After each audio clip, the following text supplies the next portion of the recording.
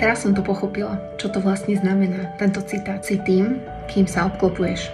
Včera mi jedna moja klientka nahrala nádhernú hlasovú správu, ktorá ma dojala natoľko, keď som sedela v aute, že som sa pri nej až rozplakala. Povedala mi, až pri tebe som začala žiť ľahšie. Aj vďaka numerológii som sa rozhodla, že budem žiť inak. Klientka, ktorá bola zamestnaná a dnes žije svoj sen.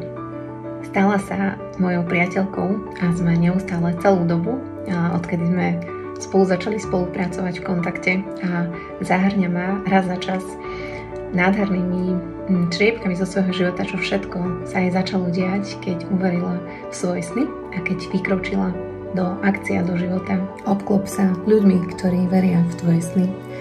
Obklop sa ľuďmi, ktorí žijú tak, ako by si prijala žiť ty. Obklop sa ľuďmi, ktorí zdieľajú spoločné hodnoty, aké máš ty. Ak obdivuješ niekoho, ako má vyrysovanú postavu, choď do komunity, kde sú ľudia, ktorí majú dokonalé tela. Ak rezonuje s tebou, že niekto má nádherné harmonické vzťahy, obklop sa práve týmito ľuďmi.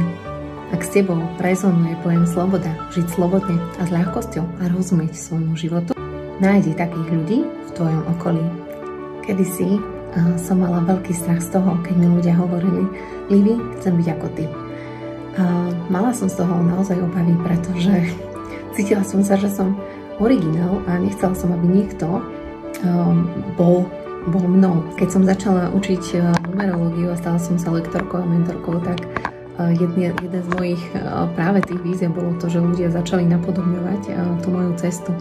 Dnes už viem, že každý je originálny a každý má tú svoju jedinečnú energiu, ktorou si priťahuje ľudí, ktorí s nimi rezonujú. Som ženou, ktorá uverila v svoje sny, ktorá vykročila za tým, čo ju naplňa, ktorá dnes žije radostne, ktorá miluje svoj život a ktorá ti pomôže získať nadhľad nad svojím životom. Pomôže ti porozumieť tomu, čo sa ti deje v živote. A vďaka ceste so mnou môžeš začať žiť vo väčšej ľahkosti, radosti a vieš si život užívať a možno začať robiť to, čo ťa skutočne baví a naplňa. Ak chceš sa o tejto 5-mesačnej ceste dozvedieť viacej, daj do komentára srdiečko.